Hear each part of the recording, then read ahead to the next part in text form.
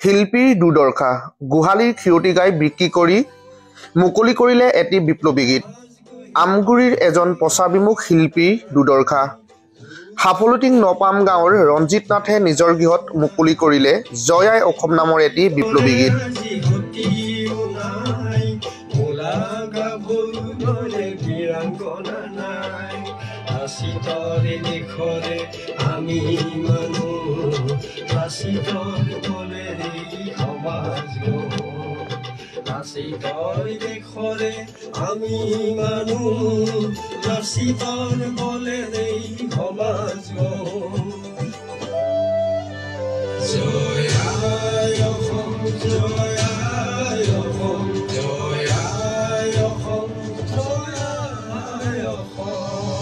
সহায় নকৰিলে শিল্পী ৰঞ্জিত নাথক। সহায়ৰ আশ্বাস দিছিল বহুলোকে, কিন্তু আৰ্থিকভাৱে পিছপৰা ৰঞ্জিত নাথক সহায়টোলৈ আগবাঢ়ি নাহিল কোনো সদাশয় লোক। ফাইনেন্সিয়েল সুবিধা দিম বুলি কৈছিলে, কিন্তু সেইখিনি তেখেতলোকৰ পৰা মই নাপালোঁ। অৱশেষত মই আজি ক্ষিৰতি গাই বিক্ৰী কৰি গীতটো আনি পিনি ৰাইজলৈ প্ৰদৰ্শন কৰাইছোঁ। তাকে ৰাইজে নিশ্চয় আঁকোৱালি ল'ব বুলি ভাবিছোঁ। 1994 চনৰ পৰাই গীতৰ লগত জড়িত ৰঞ্জিত নাথে বৰ্তমানলৈকে 200ৰো অধিক গীত লিখাৰ লগতে 22টাৰো অধিক অডিঅ' কেছেট মুকলি কৰিছে। আৰু এইজন ব্যক্তিৰ কেছেটটো ইতিমধ্যে ৰঞ্জিত নাথৰ বাসগৃহত মুকলি কৰা হয়। আৰু ইমুহূৰ্তত আমি দেখুৱাইছোঁ ৰঞ্জিত নাথৰ যি গীত, সেই গীতটো মুকলি কৰিছে। এটা বিপ্লৱী গীত আৰু সাফলটিং নপাম গাঁৱৰ ৰঞ্জিত নাথে নিজৰ গৃহতে এনেধৰণে জয় আই অসম নামৰ বিপ্লৱী গীতটো মুকলি কৰিছে। আৰু আৰ্থিকভাৱে পিছপৰা শিল্পী ৰঞ্জিত নাথক গীতটো বাণীবন্ধন কৰি মুকলি অনাৰ ক্ষেত্ৰত বহু লোকে সহায়ৰ আশ্বাস দিছিল, কিন্তু অৱশেষত গোহালিৰ ক্ষিৰতি গাই বিক্ৰী কৰি মুকলি কৰিবলগীয়া এটা অৱস্থাৰ সৃষ্টি হৈছে।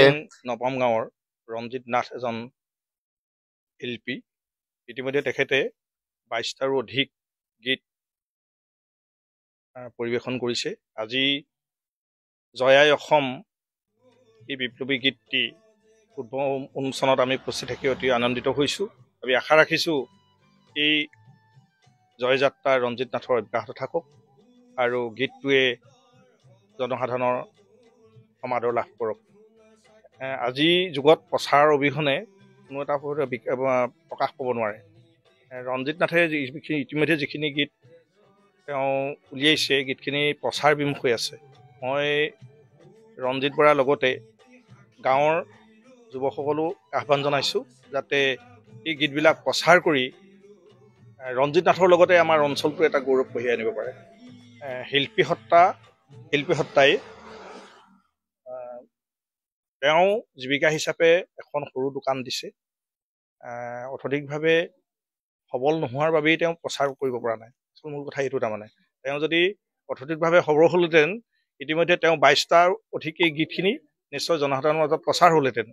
গতিকে আমি যদি স্থানীয় ৰাইজে তেখেতক এই ক্ষেত্ৰত অলপ হ'লেও সহায় কৰিব পাৰোঁ, বা চৰকাৰে হ'লেও এনেধৰণৰ উদ্যোগী যুৱকসকলক যদি অলপ সহায় কৰিব পাৰে, তেনেহ'লে গীতবিলাক প্ৰকাশ হোৱাত যথেষ্ট সুবিধা হ'ব।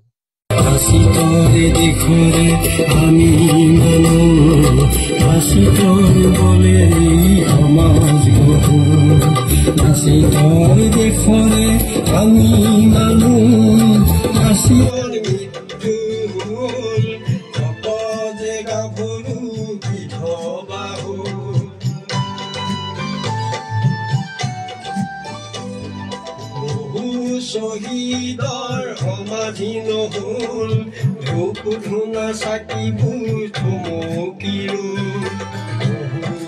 দূৰণিতে সাক্ষী হৈল, তেজৰ চেকুৰাবোৰ মাটিতে, বহুতো দূৰণিতে সাক্ষী হৈল, তেজৰ চেকুৰাবোৰ মাটিতে,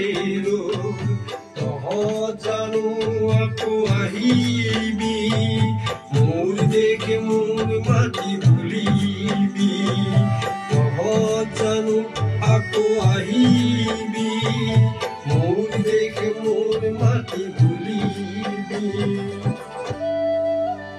জয় আই অসম, জয় আই অসম, জয় আই অসম, জয় আই অসম।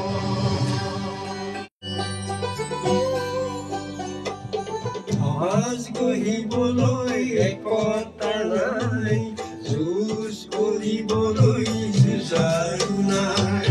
জয়মতী দৰে আজি সতীও নাই, মোলা গাভৰু দৰে বীৰাংগনা নাই। লাচিতৰে দেশৰে আমি মানুহ, লাচিতৰ বলেৰে সমাজ গঢ়ো। লাচিতৰ দেশৰে আমি মানুহ, লাচিতৰ বলেৰে সমাজ গঢ়ো। জয় আই অসম, জয়